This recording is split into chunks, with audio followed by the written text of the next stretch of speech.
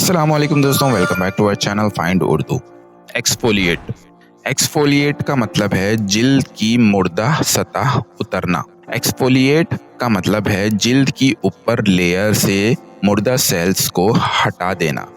ये प्रोसेस अक्सर skin care में यूज होती है ताकि नई और ताजगी वाली जिल्द सामने आए।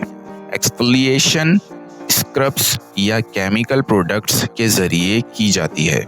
She exfoliates her skin twice a week for a fresh look.